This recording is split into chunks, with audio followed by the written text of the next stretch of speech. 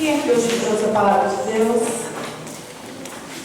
Você que trouxe a palavra de Deus, eu gostaria que você abrisse no livro de Mateus, capítulo 6.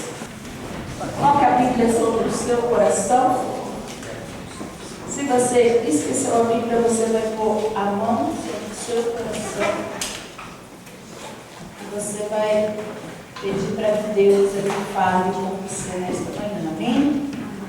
Senhor, eu te peço que não seja o homem a ministrar, não, Senhor, de forma alguma, mas que o Senhor venha falar aos nossos corações aquilo que nós precisamos ouvir e aprender para estar no centro da tua vontade, Cristo.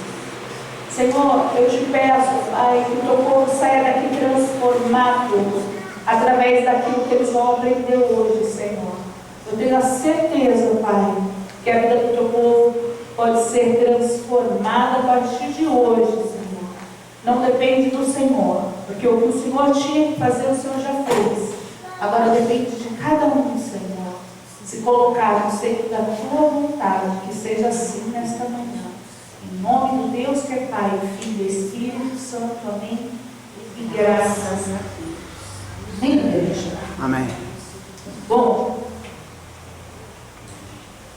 quando você não está no mesmo lugar de outra pessoa, por exemplo, a Isabela, quando ela não está no mesmo lugar onde o pai está, onde a mãe está, o que você faz se você quer falar com a gente?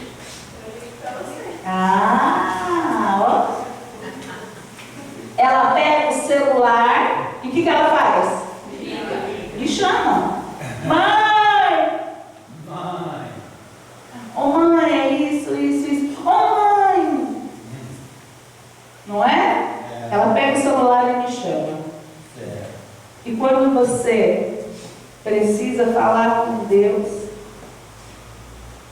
você precisa entender que você faz a mesma coisa. Só que é de outra forma. Você fecha os seus olhos e chama o Senhor. Isso parece ser tão clichê, de algo comum. Não é óbvio que o cristão, que aquele que crê em Cristo, ele precisa aprender a chamar o Pai? É muito óbvio. Eu quero que vocês prestem atenção. Coloca para mim, Pedro, esse médico. Esse médico, ele fala sobre os estudos que foram realizados a respeito da oração. Eu quero que você preste bastante atenção, porque o que você vai ver aqui não se trata de fé. Não ainda. Se trata de ciência. É um médico, cientista, um neurologista, que participou dos estudos, das experiências que envolviam a oração. Quem já foi no médico e falou para o médico: eu estou doente, eu vou orar. E o médico riu. Isso cada vez vai se tornar comum? Não, comum. Eu vou falar por quê. Eu sou médico, sou neurologista.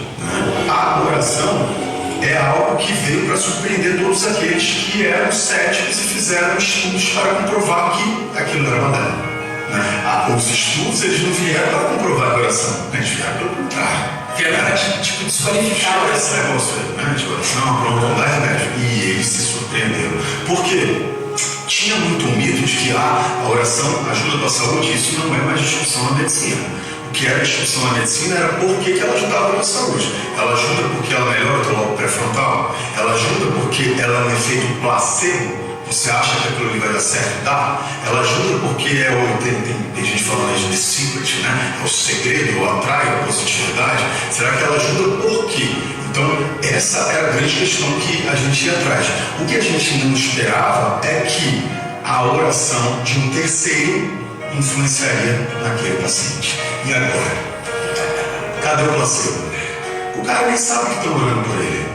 A gente tem um grupo de pacientes em coma, com fentanil e midazolam, bomba para eu manter no coma, inclusive. Ele não tem noção de que ele está vivo. Que dirá que alguém está orando por ele? Como que você explica num trabalho, eu me arrepio de falar isso, com mais de 1000 pacientes, você ter melhora muito maior num grupo em que oravam por eles? Como é que você explica isso?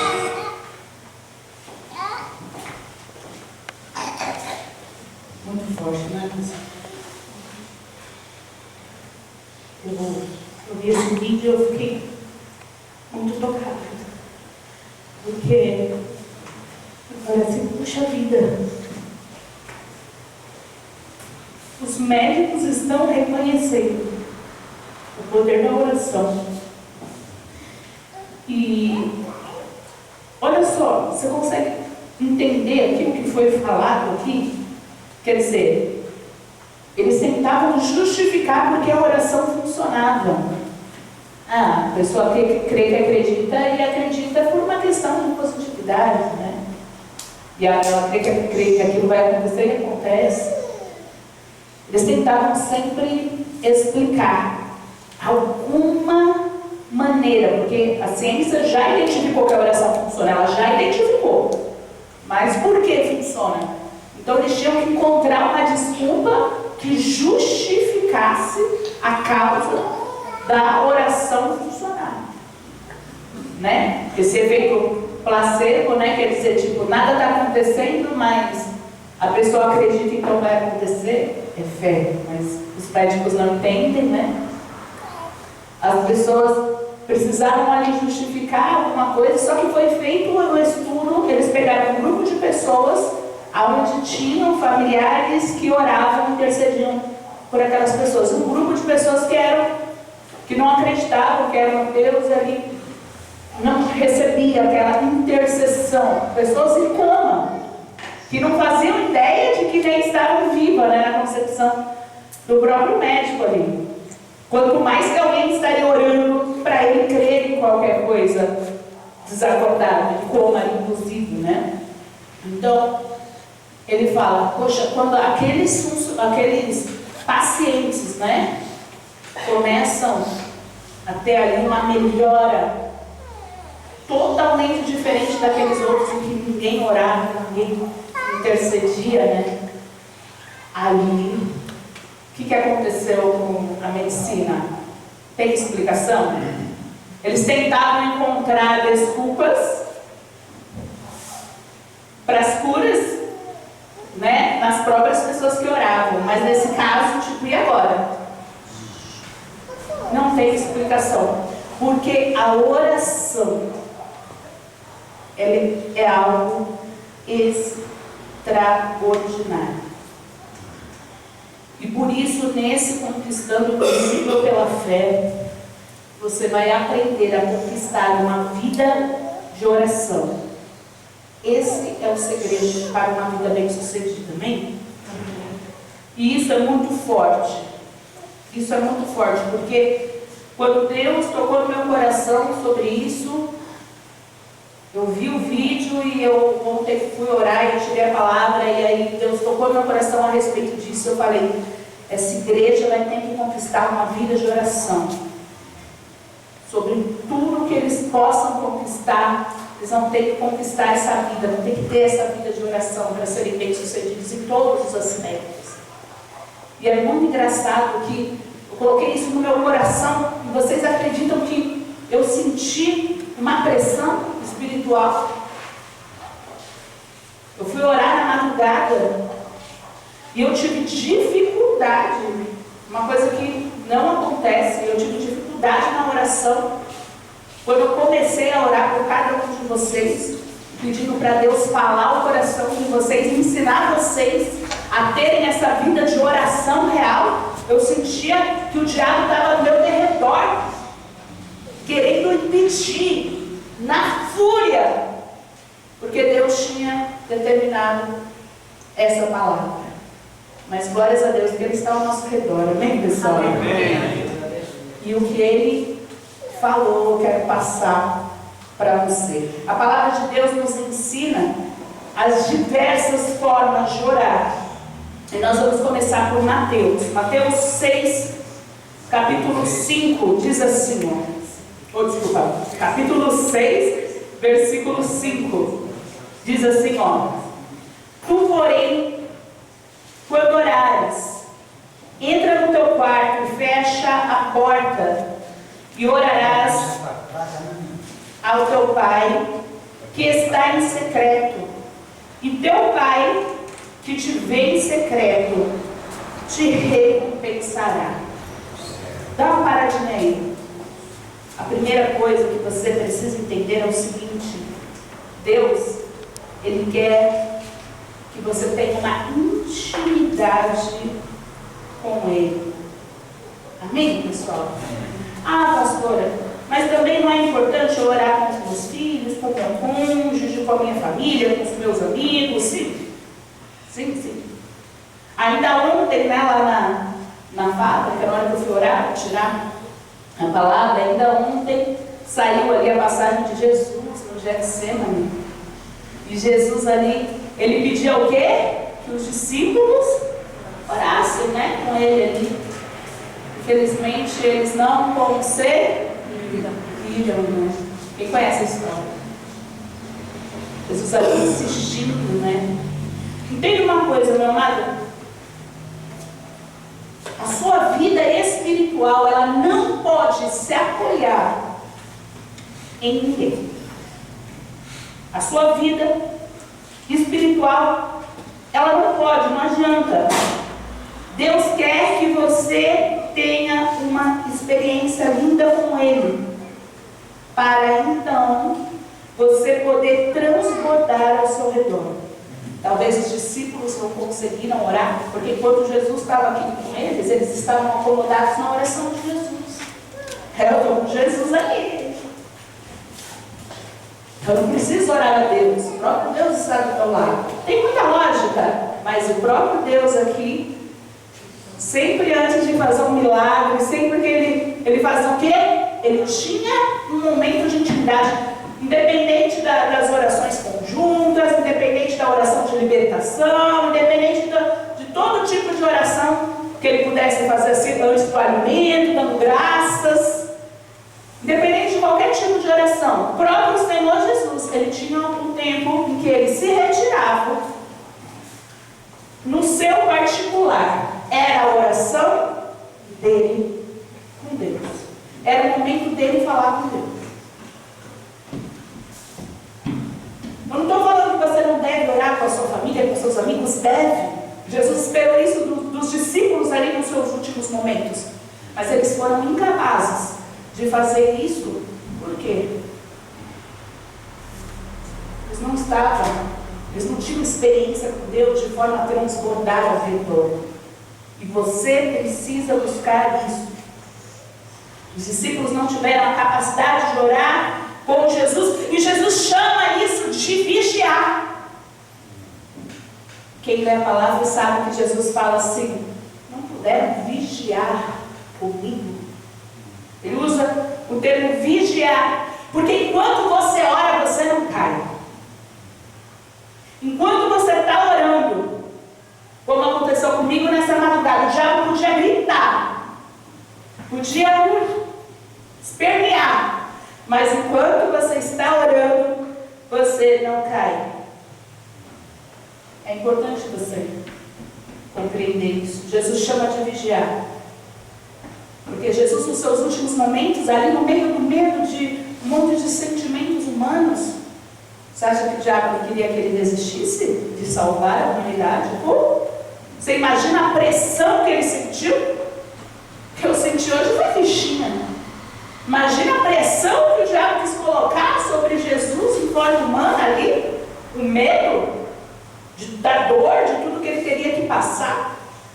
Então, quando ele fala, não puderam vigiar comigo, Jesus, ele nos ensina que enquanto ele estava orando e falando, Pai, no seu coração, Pai, está difícil aqui, Pai. Será que tem outro jeito, Pai? Bom, se eu não tiver, eu vou fazer o que tem que ser feito, mas eu tenho primeiro. Enquanto no seu coração Jesus estava ali orando e falando ali, Jesus estava recebendo força. Jesus estava recebendo força de Deus para não desistir. Pessoas que desistem da fé, elas desistem porque primeiro elas deixaram de orar ou nunca tiveram uma vida de oração. Então elas desistem. Elas vêm para a igreja e elas desanimam do propósito que Deus tem na vida delas, por medo e por tantos sentimentos que ela possa ter. Ela desiste porque ela não tem uma vida de oração. Se você é o cara, se você é a pessoa que ora com seu filho antes de dormir, você faz muito bem. Você faz bem. Se você é a pessoa que agradece a Deus pelo seu alimento, você faz bem. Faz muito bem.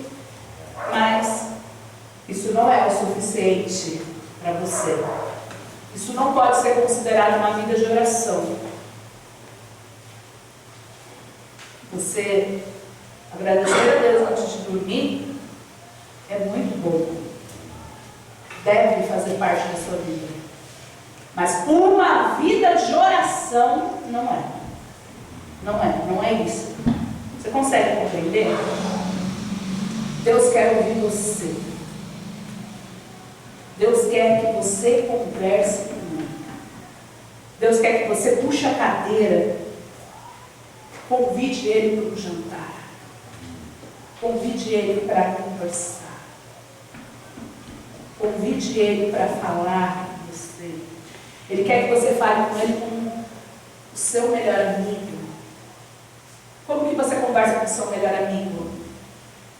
Você não tem reserva? Você fala o que você pensa porque você tem uma intimidade? Ele quer que seja dessa forma, ou melhor ainda, como um paizão. É aquele pai que te ama, que te protege, que cuida, que vai puxar sua orelha se for preciso, mas ele faz isso por amor para te transformar numa pessoa melhor do que você é hoje. Você precisa entender que esse paizão, ele quer ouvir a sua voz. Ele quer te ouvir. Ele quer, durante a oração, não apenas que você ouça a oração da pastora, ele quer ouvir a sua oração. Ele quer que na sua casa isso aconteça. Esse fechar a porta, esse lugar secreto. Não é isso que a gente louva? Foi isso que a gente louvou na semana passada, no Pentecoste? Maravilhoso, o propósito? Um lugar secreto, onde só eu acesso a Deus, Deus me acessa. Isso falta. Isso falta nas pessoas, sabe? Isso falta, porque enquanto você ora a Deus, além dele te ouvir, ele te fortalece. Quando você ora a Deus, as coisas começam a mudar. Jesus faz coisas grandiosas. Jesus faz coisas grandiosas. Como Ele mesmo fez coisas grandiosas quando Ele esteve aqui na terra. E por que Ele fez coisas grandiosas? Porque Ele tinha uma vida de oração. Jesus fazia milagres por onde passava. Jesus tinha uma vida de santidade. O pecado não dominou em nenhuma situação. A palavra de Deus fala que Ele foi como um cordeiro sem mácula alguma, perfeito, em condições humanas, para mostrar para a gente que em condições humanas podemos vencer. Porque ia ser fácil Deus morrer na cruz, nem dor ele não ia sentir, mas em condições humanas Ele passou dor, humilhação, lutas, tudo que nós passamos na nossa vida, para mostrar para a gente que a vida de oração faz coisas grandiosas acontecer. Os discípulos, não conseguiram fazer o mínimo ali por Jesus, mas Jesus fez o máximo. Jesus fez o máximo porque a vida dele era uma vida de oração. Bem, igreja?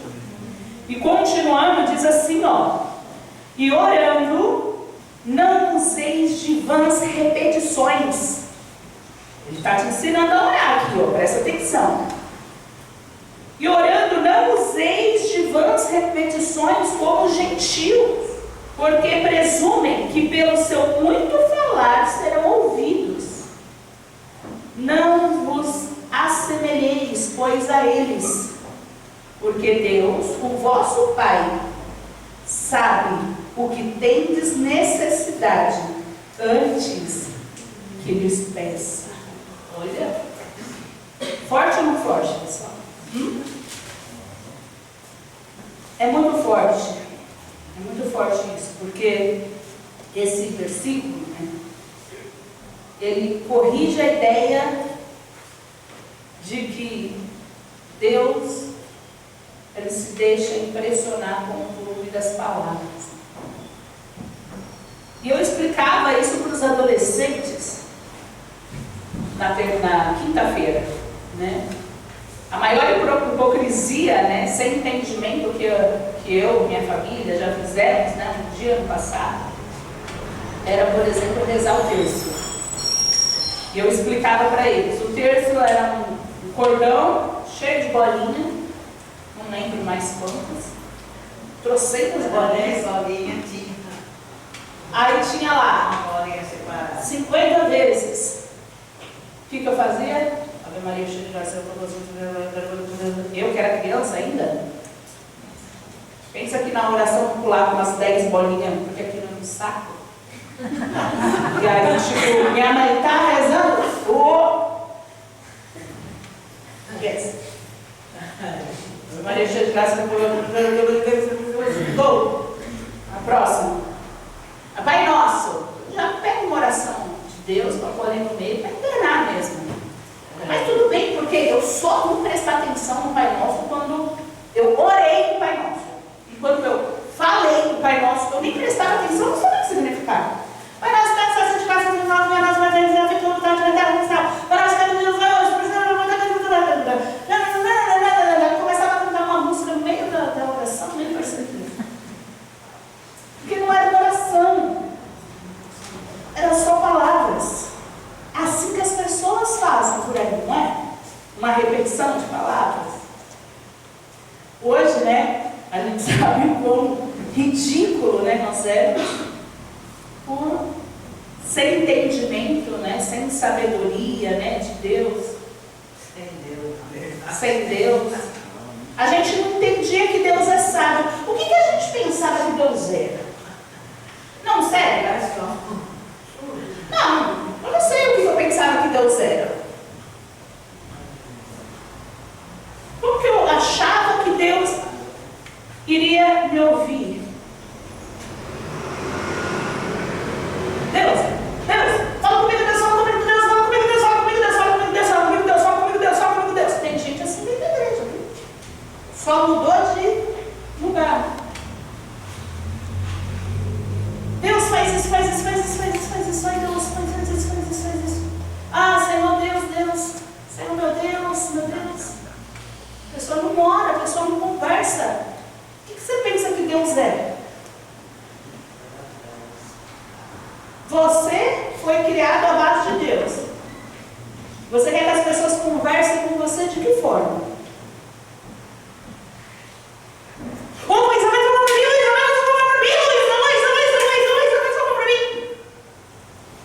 Você quer esse tipo de conversa?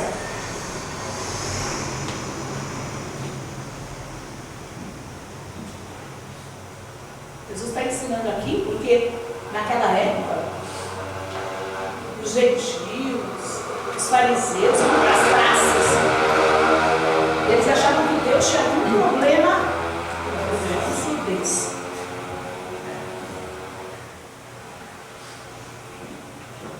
Poxa, o que a gente achava que Deus era? O que as pessoas que vivem vãs repetições falando, sabe, diante dos outros para querer chamar a atenção, o que a pessoa, ela pensa, sabe? Quando uma falha era cometida, quando eu era na minha antiga igreja, né? Quando uma falha era cometida, a gente era obrigado ali a falar com o padre. Chamava de confissão. E aí eu ia falar com o padre. Eu não ia falar com o padre porque eu tinha aquele sentimento assim, nossa, o padre é a pessoa que cuida de mim. Vou pedir ajuda para ele. Não. O padre nem olhava para a nossa cara. Mas ele precisava saber o que eu fiz de erro, senão não ia ser perdoado, eu tinha que perdoar o padre. Então, o que eu fazia? Ia lá, falava, olha, eu errei. Então o padre dava a minha sentença. Você vai rezar 15 Ave Marias, 50 credos, 40 Pai Nossos. Não lembro mais o nome das orações. Salve Rainha. Salve Rainha. Me salva. Mas aí ele falava lá para mim tudo que eu tinha que fazer. Eu ia lá e fazia. Se eu quisesse receber o perdão. E é assim que funciona? Eu aprendi que não é assim que funciona. Você pode até pedir sim ajuda, né? Do seu pastor, e deve, porque é ele que intercede por você. Mas como pastor, eu não tenho condições de perdoar seu pecado, não. O que eu posso fazer é te orientar a se arrepender, a conversar com Deus. Se você está com dificuldade na oração, me colocar do seu lado para orar junto, igual a gente falou semana passada, orar junto com você, para que você, sabe, consiga falar e converse com Deus. Conversar. Falar, chamar de Deus, preciso do Senhor, Deus. Falhei, eu esqueci seu coração. Por favor, me perdoa, eu não quero ser mais essa pessoa. Essa é a ideia. Amigos? Essa é a ideia. As nossas orações, as nossas rezas, antes de a gente entender, era assim, meu Deus, se o Senhor fizer isso, eu vou pegar uma vela do tamanho da pessoa, com a cabeça daquela pessoa, e vou lá na Aparecida oferecer.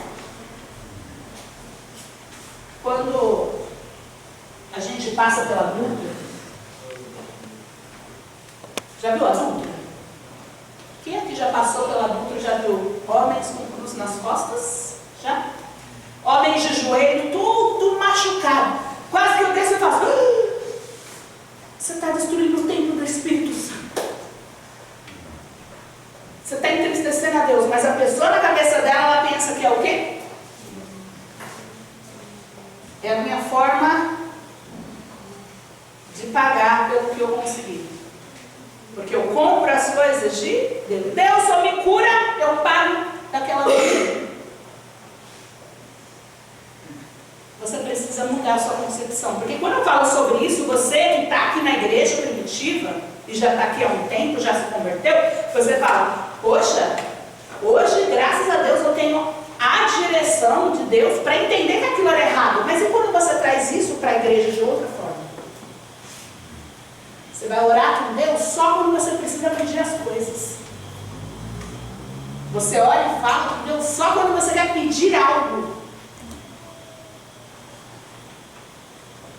Deus, ele não quer que você seja aquela pessoa. Vamos lá, pensa você como pai. Você tem um filho que só liga para pedir. Ô pai, eu preciso de um dinheiro, transfere aí, faz um pix.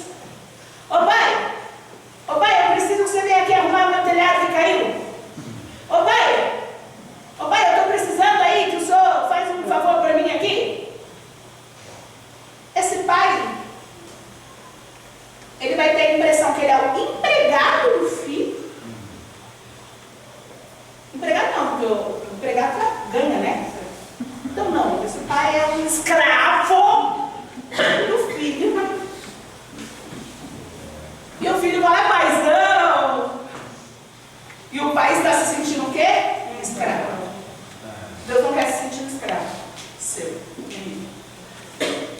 Deus, ele quer ser seu pai. E como seu pai, se você precisar de alguma coisa, ele vai estar lá para te ouvir. Mas ele não quer que o seu relacionamento com ele seja baseado nisso. Você consegue entender, meu amado?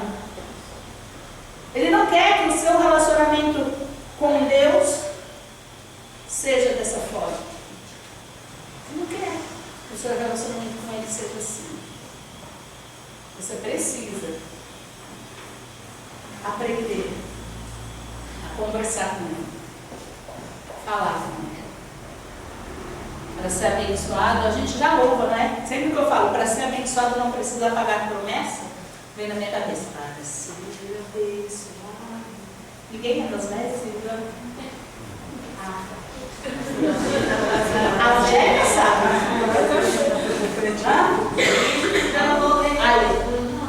Eu fiz essa família. O Carlinhos, quando estava com bronquite, levei uma vela do tamanho dele e acompanhei aquela procissão de uma doida andando para a rua e acreditando. Está bem de adolescentes. Contei esse testemunho para eles. Como que o diabo põe, ele pode tirar só para prender a alma da pessoa.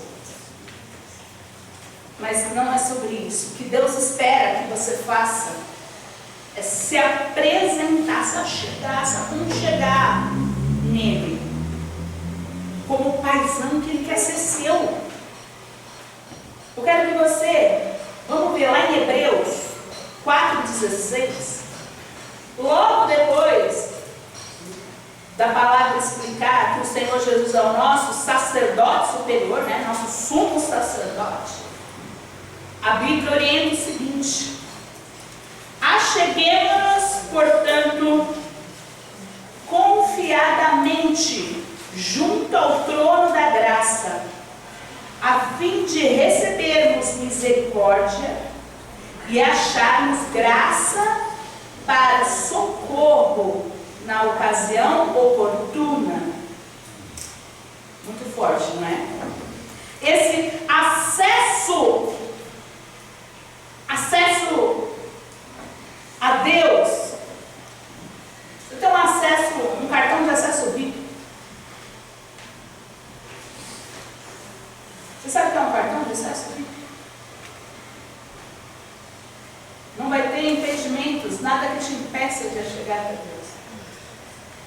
Uma vez eu estava num evento do Grupo Jovem, quando me deram acesso VIP, eu entrava em qualquer lugar no evento, entrava no estádio, saía, entrava na área VIP, saía, falava que as pessoas saíam, eu falei, poxa, esse cartão VIP é acesso VIP, estava escrito no cartão. Esse acesso é legal. Tinha um monte de segurança na porta assim, eu pendurei o acesso aqui, ó. Deixa eu ver quem vai me parar. Criança. Adolescente, né? Aí os adolescentes. Aí o adolescente era. Aí o segurança. Opa! Segurança sorte. Opa! Jesus morreu por você, o véu foi rasgado. Então agora você se achega aqui no véu. Opa! Desde que o seu coração esteja pronto para isso. Porque esse acesso confiante a Deus aí, né?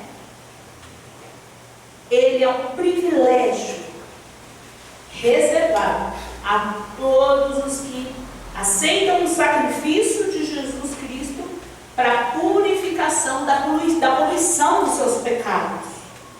Esse acesso, ele é dado a todos os que aceitam o sacrifício do Senhor Jesus, purifica, né? A nossa vida. Amém?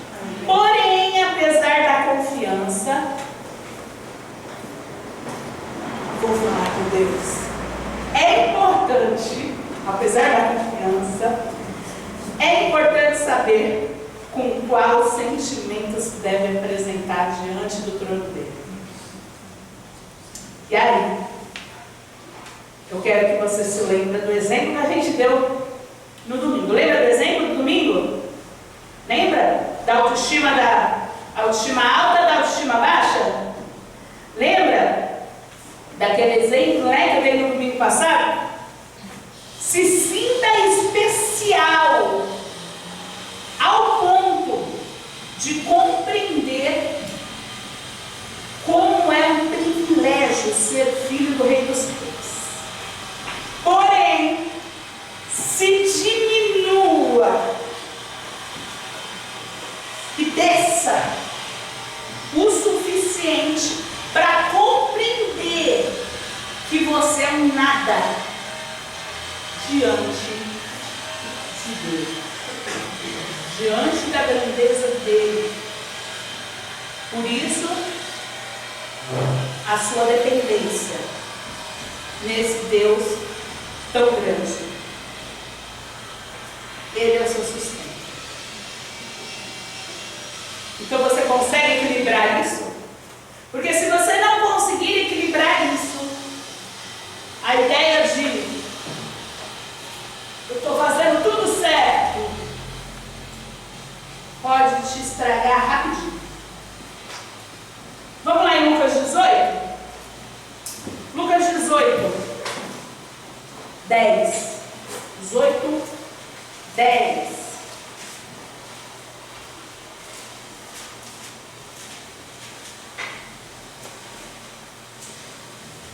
Dois homens subiram ao templo para orar, um fariseu e um outro publicano. O fariseu, estando em pé, orava consigo desta maneira. Olha o crente aqui. Ó Deus, graças te dou, porque não sou como os demais homens, roubadores, injustos e adúlteros, e nem ainda como aquele publicano. Jejuo 2 vezes na semana e dou os dízimos de tudo quanto possuo. O publicano, que é o não crente lá, o que acabou de chegar, sabe, o não convertido ali, acabar para arrasar. O publicano, porém, estando em pé, de longe, nem ainda queria levantar os olhos ao céu, mas batia no peito, dizendo: ó Deus, tem misericórdia de mim, pecador. E aí Jesus vai falar: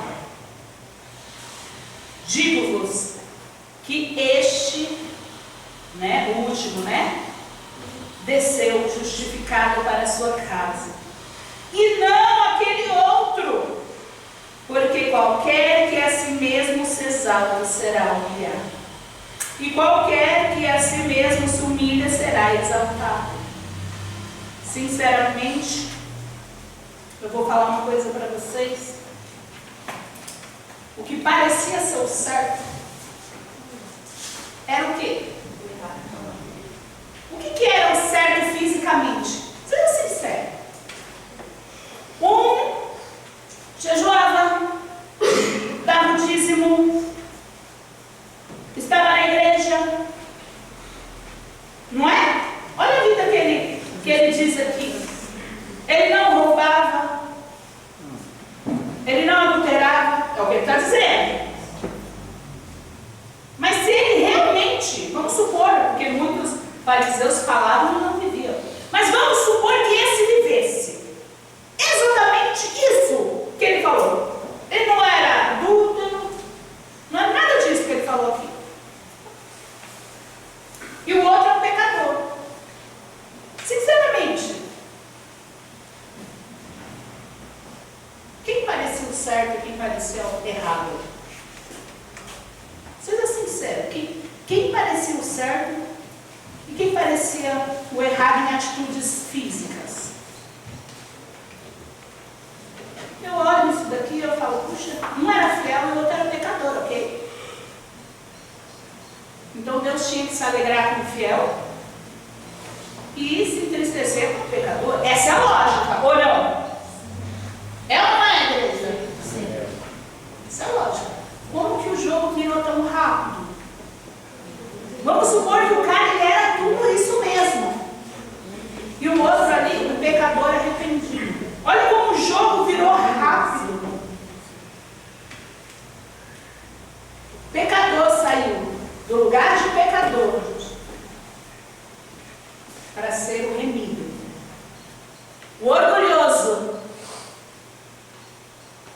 saiu do lugar de fiel, de sim, que seria muito honrado por tudo aquilo que ele fazia, por sua vida em santidade, mas ele perdeu a sua santidade quando ele deixou que o pecado do diabo, que é o orgulho, entrasse no seu coração. Ele fez tudo lindo, certo, fabuloso, mas tão orgulhoso. É isso que acontece, né, durante as orações. Eu fiquei pensando, às vezes te faltam palavras, mas Deus vê a sua sinceridade no coração. Ou, às vezes, você só tem palavras. Você tem palavras de sobra, mas colocando para fora o que você tem dentro. Se você não souber, o que adianta você ter o passe livre, o acesso livre? Eu posso me achegar até Deus, você chegar diante de Deus e fazer besteira. O mundo diz um ditado sobre isso, chama-se nadar e morrer na praia. Olha tudo que aquele homem fazia, seguindo tudo certinho. Mas quando ele achou que as bênçãos de Deus viriam sobre ele, porque ele era o merecedor, a autoestima esse rapaz tinha. Ele achou que, eu mereço esse sucesso. Olha a reviravolta, entendeu? O pecador subiu e o outro, desceu. Não é fácil. Não é fácil fazer as coisas certas, mas você vai precisar escolher fazer as coisas certas. Amém? Eu separei aqui 3 pequenos conselhos bíblicos para você não falhar na sua meta de ter uma vida de oração. Amém, pessoal? Primeiro conselho: viver uma vida de comunhão com Deus. Todo o tempo é uma decisão. Presta atenção. Viver, repete comigo, viver uma vida de comunhão, com Deus, todo o tempo, é uma decisão. Como assim todo o tempo, pastora? Todo o tempo não dá. Eu trabalho, eu estudo, minha vida é correria. Eu acabei de dizer que é uma decisão, escolha sua. A Bíblia fala assim: mas enchei-vos do Espírito, falando entre vós com salmos, entoando e louvando de coração ao Senhor com hinos e cânticos espirituais, dando sempre graças por tudo a Deus, nosso Pai, e em nome do Senhor Jesus Cristo. Isso é uma orientação lá em Efésios, vou colocar no grupo da igreja. Olha só, como isso é forte. É uma decisão, é me encher do Espírito, e o tempo inteiro, mesmo eu trabalhando, eu falo coisas dignas. Mesmo eu estudando e fazendo minha parte, hora de estudar. Mas quando eu vou falar, eu falo coisas dignas que não vão desagradar a Deus. Eu vou fazer uma prova, eu vou na minha cabeça consagrar a minha prova. Meu Deus, abençoa essa prova. Olha o que é o todo tempo. O todo tempo. Às vezes eu estou falando cliente não vai fechar o pedido comigo. Isso acontece muito. Estou vendo, o cliente não vai fechar. E eu começo a orar na minha cabeça e falar, Jesus. Eu começo a falar. Na minha cabeça aqui eu estou falando assim, Jesus, amarra todo o diabo que está querendo amarrar esse cliente de fechar comigo. Meu Deus, coloca na minha boca que eu tenho que falar para ele fechar. É raro, é difícil. Quem sai sem fechar, volta. Ah, porque você é uma excelente vendedora, maravilhosa. Não, sou não. Eu nem sei falar. Mas Deus enche minha boca. Muitas vezes isso aconteceu. Uma vida de oração consiste em você trazer Deus aqui, ó. Eu lembrei daquela vez. Teve uma vez que a gente estava com dificuldade com uma máquina de arrumar lá na fábrica. E a Angélica falou, não tem quem arruma, eu não sei arrumar. Lembra disso? E aí ela orou e falou, meu Deus, ilumina minha mente, porque não tem quem arruma e eu vou ter que arrumar sem saber. E ela abriu e foi fazendo, Deus foi dando a direção, Deus foi dando a visão, e ela foi refazendo ali a máquina, arrumando e arrumou. Não vai muito longe, a Silmara estava do meu lado quando o motor fundiu, lembra assim, uma esfumaçou. Não tinha dinheiro para consertar o motor aquele dia. Meu serviço precisava ser entregue.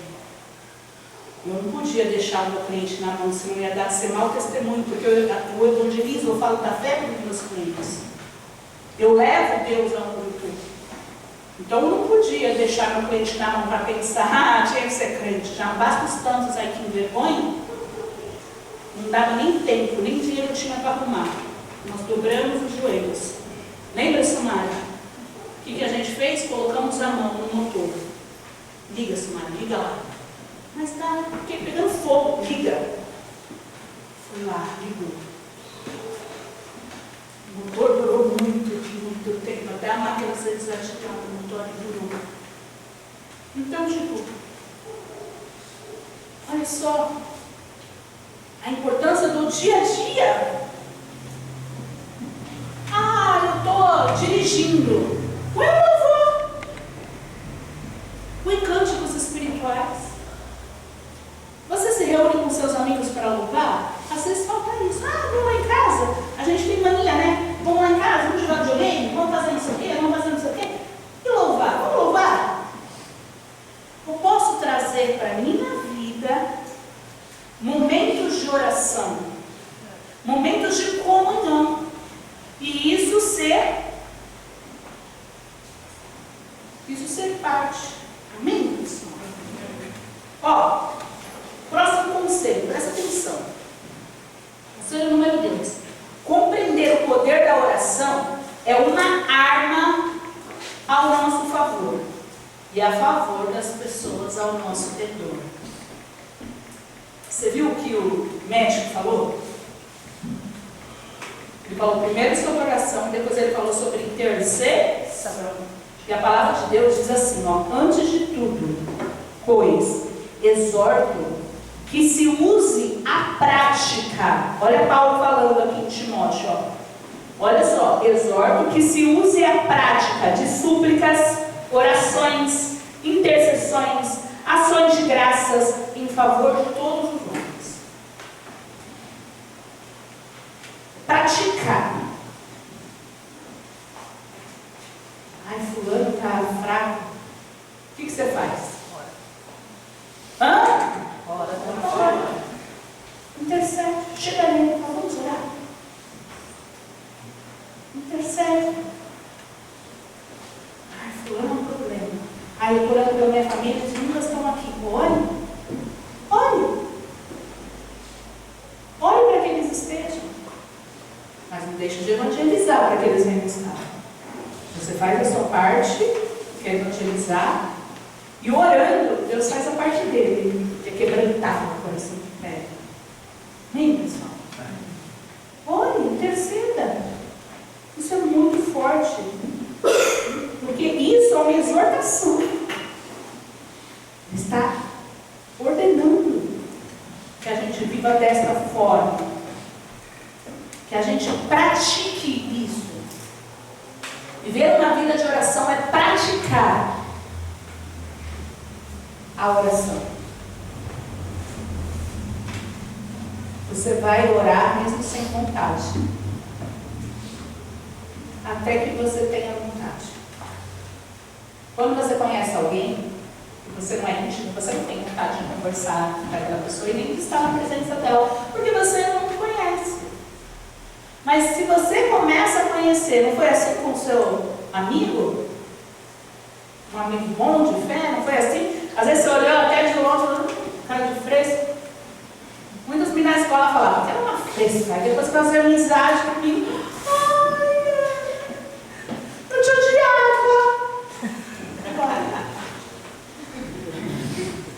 Que bom.